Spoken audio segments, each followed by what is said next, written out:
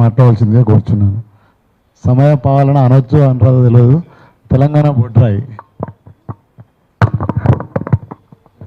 సభకు నమస్కారం. నేను భారతదేశ వర్షాధార నదుల మీద చైర్మన్గా రాజేందర్ సింగ్ గారితో, మేధా పట్కర్ లాంటి వాళ్ళతో కలిసి దేశం అంతా తిరుగుతున్నాను. దేశంలో రివర్ ఫ్రంట్ బ్యూటిఫికేషన్ ప్రాజెక్ట్స్ ఏవైతే రోల్ మోడల్గా ఈ ప్రభుత్వం తీసుకుంటున్నదో, సాబర్మతి కానీ, యమునా కానీ, గంగా కానీ అన్నీ కూడా ఫెయిల్ అయినాయి. అంటే ఏ ఒక్క ఆస్పెక్ట్లో కూడా సక్సెస్ కాలే. సాబర్మతి పోతే ఆడ బ్యూటిఫికేషన్ మొత్తము నదికి అడ్డంగా మారి వరద ప్రవాహాలను అడ్డుకుంటున్నది కాబట్టి అది సర్వత్రా విమర్శలకు గురవుతున్నది. తర్వాత బ్యూటిఫికేషన్ పేరుతో అక్కడ ఏర్పాటు చేసిన రిక్రియేషన్ సెంటర్స్, పార్కులు, ఆ కంపు వాటర్ వల్ల ఒక్కరు కూడా అక్కడికి వచ్చి కూర్చొని కనీసము దొంగచాటుగా వచ్చే ప్రేమికులు కూడా వస్తలేరు అక్కడికి పార్కులకు. ఎందుకంటే ఆ వాసన భరించలేకుండా తయారైంది. ఎందుకంటే ఎస్టీపీలు అన్నీ ఫెయిల్ అయినాయి. సరే, నేను ఇప్పుడు టీఆర్ఎస్ గవర్నమెంట్ చేసిన పనులను క్రిటిసైజ్ చేస్తున్నాను కాదు, కానీ ఏ ఎస్టీపీ భారతదేశంలో సక్సెస్ అయింది లేదు. టీఆర్ఎస్ గవర్నమెంట్ కూడా 3600 కోట్లతో 31 ఎస్టీపీలు పెట్టారు. బట్ ఇక వేరే మార్గం లేదు. ఇక టీఆర్ఎస్ దగ్గర ఇంకొక మార్గం ఉంటే నిజంగానే వాళ్ళు బయో ట్రీట్మెంట్ చేసేవాళ్ళేమో. భారతదేశంలో ఏది కూడా బయో ట్రీట్మెంట్ ఇప్పటిదాకా వయబుల్ అని చెప్పి పెద్ద చెరువులలో కానీ పెద్ద నాళాలలో కానీ ప్రూవ్ కాలేదు. కాబట్టి ఏకైక ఆల్టర్నేటివ్ టీఆర్ఎస్ కనబడ్డది ఎస్టీపీలే. కానీ అది కూడా ఎక్కడ సక్సెస్ కాలేదు. ఎందుకంటే దాని మెయింటెనెన్స్ చాలా ఎక్కువగా ఉంటుంది. రెండవది దాని కాస్ట్ కూడా చాలా ఎక్కువగా ఉంటుంది. ఇవాళ హైదరాబాద్లో సగం నీళ్లు కూడా ప్యూరిఫై కావట్లేదు. ఇవాళ నాగోల్లో మొన్న కేటీఆర్ గారు చూసొచ్చారు, బాగుంది అది. కానీ అది ఎంతకాలం దాన్ని ఆపరేట్ చేస్తారు? అది ఎక్కడ కూడా సక్సెస్ ఎగ్జాంపుల్స్ మనకు కనబడట్లేదు. Total STPs are failure examples. నిజంగానే అక్కడ ప్రభుత్వం కాకుండా ఎవరైనా బాధ్యత తీసుకొని దాన్ని 365 రోజులు కరెంటు బిల్లులు కట్టి ఆ మెయింటెనెన్స్ కట్టి మెయింటైన్ చేస్తే సక్సెస్ఫుల్ మోడలే అది. కానీ ఏ ప్రభుత్వం కూడా ఆ రకంగా చేయడం లేదు. టీఆర్ఎస్ గవర్నమెంట్ నిర్మించింది, కానీ అది ఇనాగరేషన్కి వచ్చేసరికి రేవంత్ రెడ్డి పోయింది అక్కడికి. మరి కాంగ్రెస్ దగ్గర పెన్షన్లకు డబ్బులు లేవు కాబట్టి మరి దాన్ని మెయింటైన్ చేస్తారా లేదా అనేది చూడాలి. ఇంకా చాలా అమృత్ స్కీమ్ కింద కూడా ఇప్పుడు మళ్ళొక 39 ఎస్టీపీలకు కేంద్ర ప్రభుత్వం గ్రాంట్ ఇస్తున్నది. మరి ఇవన్నీ సక్సెస్ అయితే బాగానే ఉంటుంది. రెండవది ఏంటంటే అంటే ఒకటేమో మురుగునీరు నివారించడం అనేది సాబర్మతిలో సక్సెస్ఫుల్గా అమలు కాలేదు. వాళ్ళు అంటున్న సియోల్లో కూడా సక్సెస్ఫుల్గా అమలు కాలేదు. అదే థేమ్స్ రివర్ మీద నేను పడవలో ప్రయాణించిన, అక్కడ కూడా మురుగునీటి వాసన ఇప్పటికీ వస్తుంది. కాబట్టి ఇది ఒక ఫెయిల్యూర్ మోడల్. మురుగునీటి రాకుండా నివారించాలి, కానీ వచ్చినాక దాన్ని క్లీన్ చేయడం అనేది సాధ్యం కాదు. అందరికి ఓపెన్ అవుతుంది. అది వ్యర్థ జలాలు పారిశ్రామిక వాళ్ళు ట్యాంకర్లలో తెచ్చి కుమ్మరిస్తూ ఉంటారు. దాన్ని ఎట్లా ఆపగలుగుతారు వీళ్ళు? ఏ రాత్రి ఎక్కడ కాపలామంటారు? మూసీ అనేది చాలా పెద్ద స్ట్రెచ్ కదా, హైదరాబాద్లోనే 55 కిలోమీటర్లు. అది ఎక్కడి నుంచి అయినా ట్యాంకర్ల ద్వారా అందులో వదిలిపెట్టవచ్చు. ఇదొకటి. రెండవది ఏంటంటే బస్తీవాసుల విషయంలో బీఆర్ఎస్ గవర్నమెంట్ ఉన్నప్పుడు 8000 ప్రాపర్టీస్, ఇండ్లు ఐడెంటిఫై చేసింది, కానీ మరి దాన్ని కూల్చాలనా లేకుంటే రిహాబిలిటేట్ చేయాలనా, బఫర్ జోను తగ్గించాలనా, చట్టంలో మార్పులు తేవాలనా, ఏది నిర్ణయించలే వాళ్ళు. ఎందుకంటే ఇప్పుడే పేదల మీద పోవాల్సిన అవసరం లేదు.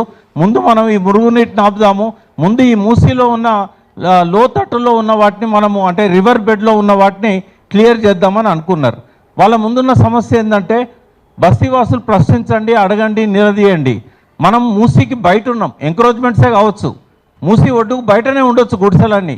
కానీ మూసీ లోపల ఉన్న ఇమ్లీబన్ బస్టాండ్ను రీప్లేస్ చేసిన గౌలిగూడ బస్టాండ్, దాన్ని ఫస్ట్ కూల్చేయాలి.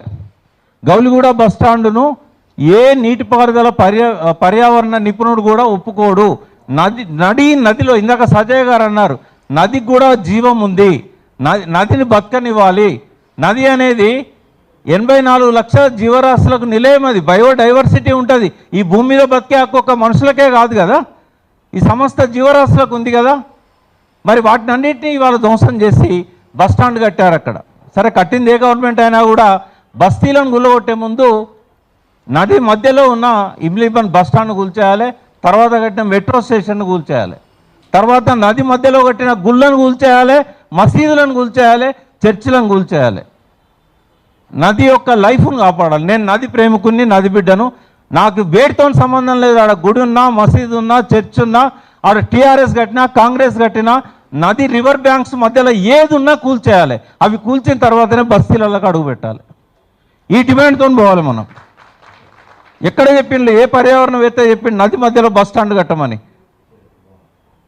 నిజాంది గొప్ప పాలన. మళ్ళీ చెప్తున్నా నేను, నిజాంకు హైదరాబాద్ ప్రజల మీద ఉన్న ప్రేమ, నిజాంకు హైదరాబాద్ పర్యావరణం మీద ఉన్న ప్రేమ, నిజాంకు హైదరాబాద్ డ్రైనేజీ సిస్టమ్ మీద ఉన్న ప్రేమ, మంచినీటి మీద ఉన్న ప్రేమ, ఆ తర్వాత వచ్చిన పాలకులల్లా ఎవ్వరి లోపల కూడా అంత స్థాయిలో కనబడదు. మళ్ళీ ఏమన్నా కొద్దిగా ఆలోచించింది కేసీఆర్ గారు. సరే, రేపు మళ్ళీ భవిష్యత్తులో ఆయన ఏమన్నా తన ప్లాన్స్ అన్ని ఇంప్లిమెంట్ చేస్తాడో లేదో తెలియదు. బట్ ఎవ్వరి మీద దుర్మార్గంగా పోవద్దని చెప్పి 58, 59 జీవో తీసుకొచ్చి హైదరాబాద్లో ఉన్న బస్తీలలో ఉన్న ప్రతి ప్లాటును కూడా 125 గదాల వరకు రెగ్యులరైజ్ చేశాడు. మూసీ మీద ఉన్నవి చేయాలంటే హైదరాబాద్ ఇరిగేషన్ యాక్ట్ అడ్డం వచ్చింది. హైదరాబాద్ ఇరిగేషన్ యాక్ట్ను మార్చాల్సి ఉండే. ఇప్పటికైనా గవర్నమెంట్ దగ్గర డిమాండ్ చేయాల్సింది ఏంటంటే బఫర్ జోన్ను 50 మీటర్లు కాదు, అది 10 మీటర్ల కుదించుకోమని చెప్పాలి. అంతకంటే ఎక్కువ అక్కర్లేదు. ఆ ఒడ్డు మీదకెళ్ళి ఒక జీప్ పోయేటట్టు ఉంటే చాలు. తర్వాత రెండవది, మూసీలోకి నీళ్ళు ఎక్కడి నుంచి వస్తాయి? మూసీలోకి నీళ్లు గతంలో ఏంటంటే 1908 ఉదాహరణే చెప్తాం మనం అందరం. 20,000 మంది చనిపోయారు, 4 లక్షల క్యూసెక్ల నీళ్ళు వచ్చినాయి. అప్పుడు ఏంటంటే అక్కడ హిమాయత్ సాగర్ లేదు, అక్కడ గండిపేట లేదు. తర్వాత కట్టిన తర్వాత ఇప్పుడు వచ్చిన ఫ్లడ్స్ చాలా చిన్నవి. 62లో ఒకసారి, 65లో ఒకసారి, అంటే ఒక 60 ఏళ్ళ కింద ఫ్లడ్స్ వచ్చినాయి. Away last floods. ఇప్పుడు వచ్చినాయి ఏంటంటే ఇది ఆ 2 ప్రాజెక్టుల మీద ఉన్న ఇరిగేషన్ ఇంజనీర్ల యొక్క వాళ్ళ తప్పులతో వచ్చినాయి తప్ప సహజంగా వచ్చిన ఫ్లడ్స్ కాదు. ఇంజనీర్ల తప్పులు లేకుండా వచ్చిన ఫ్లడ్స్ 62, 65.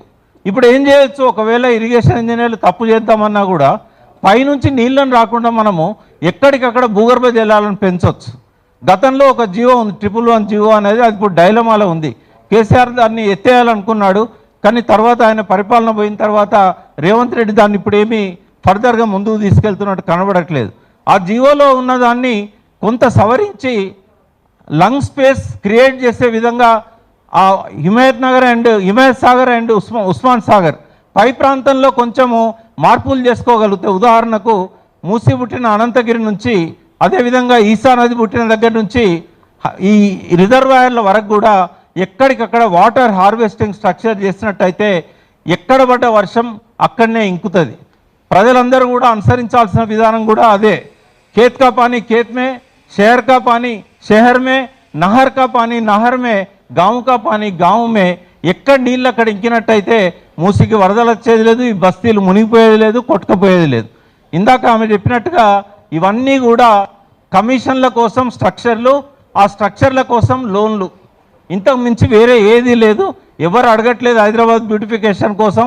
ఎవరు వచ్చినా కూడా తీసుకుపోయి చూపెడుతున్నది మన దక్షిణ దిక్కున్న న్యూయార్క్ నగరాన్ని చూపెడుతున్నారు. సైబరాబాద్ సిటీని ఇది ఒక న్యూయార్క్ నగరం అని చూపెడుతున్నారు. న్యూయార్క్ నగరంలో నేను ఒక 10 సార్లు తిరిగిన. అక్కడ ఎంత డర్టీగా ఉంటుందంటే కనీసం ఆక్సిజన్ రాదు. ఆ బంగ్లాల మధ్యలోకి వెళ్ళి ఆక్సిజన్ రాదు. తాగుదామంటే నేను మంచినీళ్ళు దొరికాయి అక్కడ.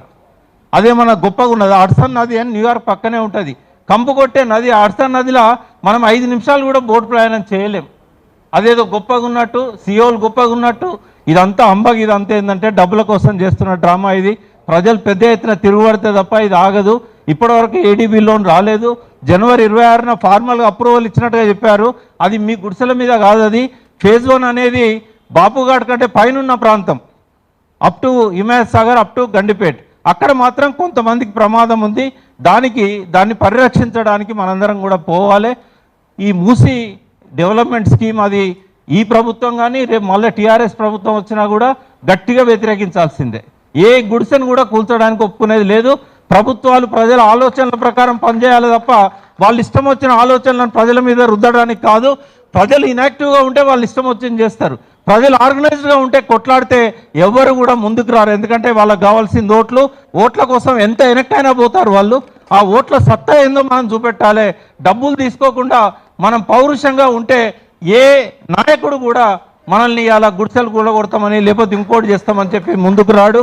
గట్టిగా నిలబడాలని మీరు ఎప్పుడు పిలిచినా నేను ఈ మూసి ఆందోళనలో భాగమవుతాను. Thank you. అన్న థ్యాంక్ యూ సో మచ్ అన్న. సమయం లేదు, చాలామంది పొద్దున్న నుంచి మాట్లాడుతున్నాము. సుశీల్ రెడ్డి అన్న 2 minutes.